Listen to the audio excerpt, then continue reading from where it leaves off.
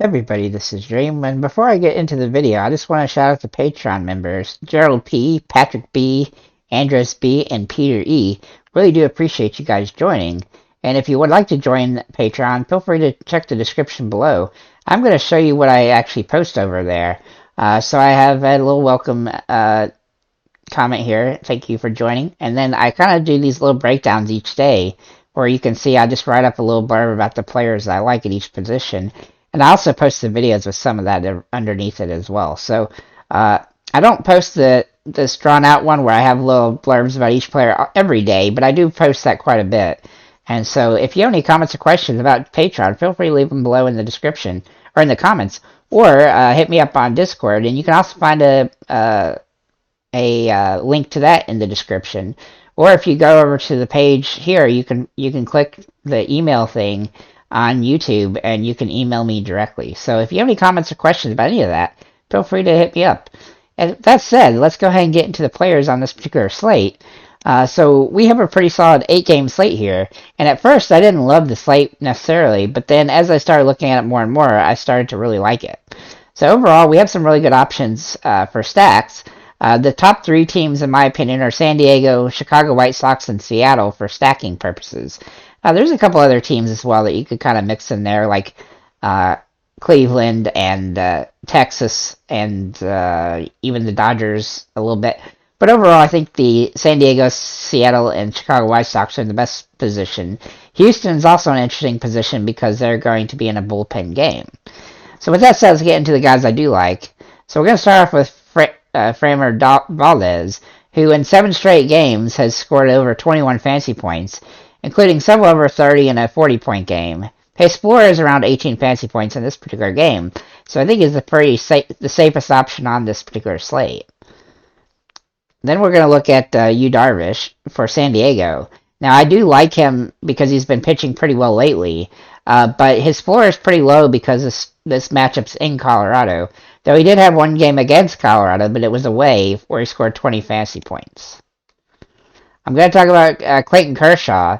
Now, the issue with Kershaw here is that he's had 7 games over 22 fantasy points and 7 games under 18 fantasy points in the last 14 games. 6 of those bad games were under 13 points as well, including a bunch of them under 10. So he's really been inconsistent, and I don't love him either because he tends to not last very deep into the games, and that limits his potential output for fantasy points. Logan Gilbert's another guy that's interesting against Kansas City. Now, Kansas City has not been very good, and Gilbert's had 3 of his last 4 games over 30 fantasy points. But before that point, he didn't do very good, except at the beginning of the year.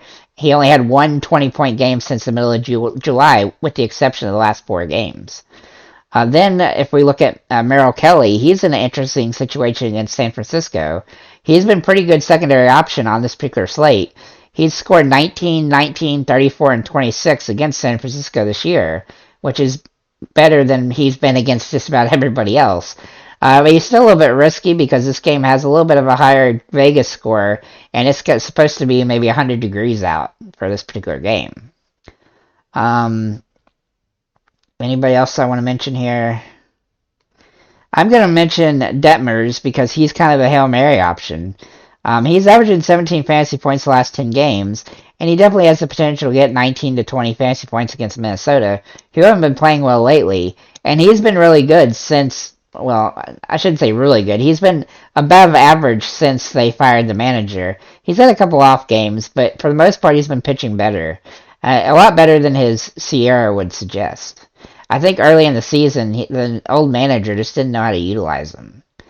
That said, he's still a very, very, very low-end secondary option because there's too many good value options up at the top. But overall, I still think he's somebody in play. The only other guy that I'll mention here is Joe Ryan, who he could do well against this game against the Angels since the Angels only have a couple guys to get points, but he's been very inconsistent this season. But that said, let's go and get into the catchers. Now, the catching situation is not ideal. Austin Barnes is definitely my favorite option if he does play for the LA Dodgers, simply because he's actually been hitting the ball extremely good. Nobody else really on the slate is all that great. But Cal Raleigh is somebody you consider for Seattle. He's been hitting the ball kind of lackluster, but he has hit a home run a couple times lately, one in the last 10, and he does have some upside at in this pitching situation. He's just not ideal, and his price is a little bit higher than I'd like. Salvador Perez is in a good spot. He's hitting the ball extremely well as well, but his price point's much higher, and so it makes him a lot less ideal, and it's a tougher pitching matchup. Austin Nola is simply here because he is playing in Colorado, where he has home run potential as a result. But he's not a big home run guy normally, and he typically doesn't get a ton of fantasy points. But his fantasy points against Colorado are up, and he's had some good games in Colorado. Elias Diaz is probably going to be the catcher for Colorado, so he automatically gets some upside for the matchup, because just like most guys in Colorado, he's better when he's at home than when he's on the road. But it's still not the most ideal situation, but he's probably, between him and Nola, you could just kind of flip a coin. And then finally, Will Smith. Obviously, his price is a little bit high, but he is somebody you could consider as well in this situation. To go to first base, I really like first base today. That's almost a problem because we have so many good options. Josh Naylor's the first guy. He's been averaging 9.7 points per game the last 10, including 2 home runs. He's just been hitting the ball really well. Nate Lowe is another guy I really like here. He's not been quite as good as he was for a few weeks, but he's still in a really good spot, and I really like him in this matchup. Jose Abreu is probably one of my favorite options at this position, if not my favorite one, though his price is pretty high on DraftKings. He's a better value on FanDuel. But he's been hitting the ball extremely well of late, 8.2 fantasy points a game, and he has home run potential in this matchup. Ty France and Carlos Santana both have nice matchups here for Seattle, but I still consider them to be a little bit secondary options, or maybe just contrarian options. But he's been hitting the ball extremely well, 7.9 the last 10 games, and in 4 games against Kansas City, he's averaging 15 fantasy points each. And then if we look at Carlos Santana, he's very boomer bust. Why is this not finding him? Santana. Sorry about that. He's been very boomer bust lately, averaging 9.9, but only hitting 205. And as you can see, he's either going to get 30 points or 2. So it's just a matter of which, you got to get him when he hits the 2 home run days. Christian Walker's in a good spot here for Arizona. Not as ideal as some of the others, but he's been hitting the ball extremely well as of late with 9.1 fantasy points a game. And finally, Brandon Drury here. I'm only mentioning his price is too high for me in this particular slate. Even though he does have home run potential in Colorado, he is averaging 9.2 against Colorado. His price is too high, and he hasn't been good lately. And I'm mostly mentioning him because I'm not paying $4,000 for Josh Bell. Then at second base, we have Andres Gimenez for Cleveland. Now, he's been hitting the ball extremely well of late. I really like his production at 8.3 fantasy points a game, and he's hitting 324 as well. So he definitely has some potential in this big matchup, and he's having a lot of really 10-point games lately. And so I think he's definitely in play, though his price is a little bit high. I feel like everybody on DraftKings is a little high today, and I feel like everybody on FanDuel is a little bit inexpensive. Then we have Marcus Semien for Texas. He's just been hitting the ball extremely well lately, and he's in a nice plus matchup. He's hitting 400 over the last 10 games, including a couple home runs. Jake Cronenworth is another guy I like here for San Diego.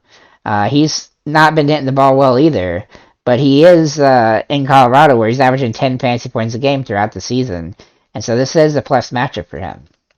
And then finally, Chris Taylor for the Dodgers. He's in a pretty good spot here, and he's kind of a contrarian option if you just need to save money at this position, because there's not a whole lot of value at second base. Unfortunately, Josh Jung and a couple other guys have just not really been hitting the ball quite as well lately. I think Josh Jung's actually a third baseman, but I can't. Yeah, he is. So, but anyhow, there's just not been a lot of guys hitting the ball extremely well at this particular position as of late that are cheap. So at third base, we have some good options, though. We have Jose Ramirez, who's obviously pretty expensive, but he's absolutely been scoring 9 fantasy points a game, and I definitely like his production and his potential in this game against Otto, who's just not very good. Then we have Yoan Moncada, and I don't know if I'm saying your name wrong, so I'm sorry about that. But he's averaging 8.1 fantasy points a game for the last 10. His price is a little high, but I still think if you're going to stack the White Sox, he's one guy you want to have in there. Excuse me. Then I'm going to talk about Nate Eaton. Now, he's been extremely boomer bust. He's been extremely good lately, but he's also very, young here as a rookie, and he's been inconsistent most of the year up until the last week or so. And so just keep that in mind. He's a Hail Mary option at best. Manny Machado is in a great spot against Colorado, obviously. He's averaging 7.5 fantasy points a game, and he's averaging 9 against Colorado this season, so he has some upside in this particular matchup, though his price is pretty high. Same is true for Ryan McMahon, who's not in the best situation, but if you like anybody for Colorado, he's going to be the guy I like the most. He has the most upside at home when it comes to just Colorado batters. And then Justin Turner for the Dodgers, he's in a great spot as well, averaging 7.1 and 341 batting average the last 10 games.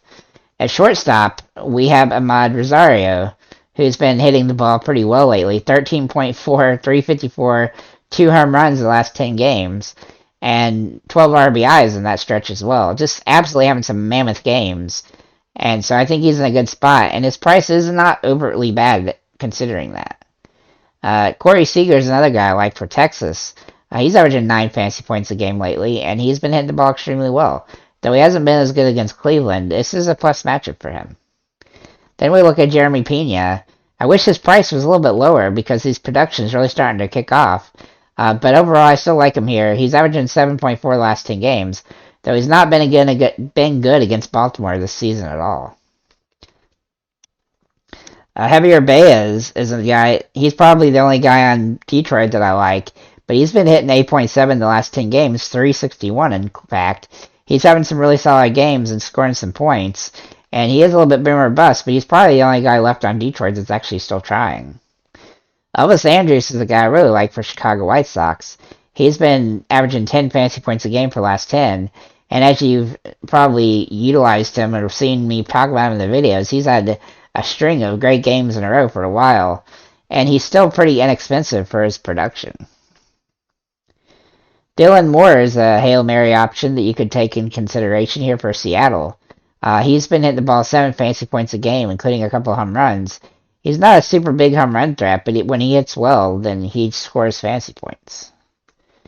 Then Estrada, who I don't really love because his price is a little bit too high for his production. He is in a plus matchup here for himself. He's been good against Arizona. I don't love the pitching situation against him. Kelly, I think he's a good pitcher, but Estrada's been hitting the ball well, and I think he's somebody that you could potentially utilize even if you end up using Merrill Kelly in your starting lineup. And then we'll look at Kim for San Diego.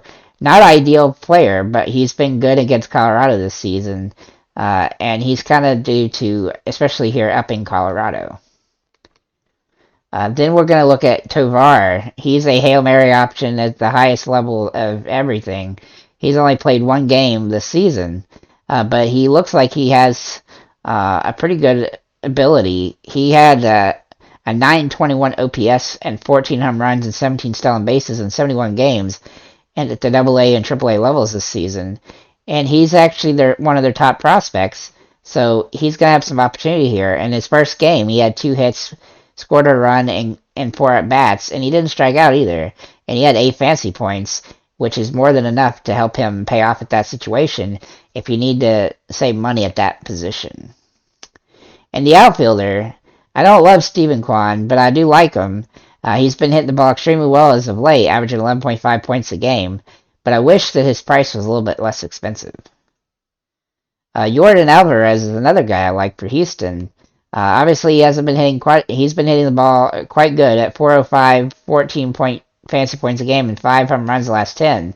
But the last couple of games, he's been a little bit off, but I still think he's a top-tier option in this particular matchup.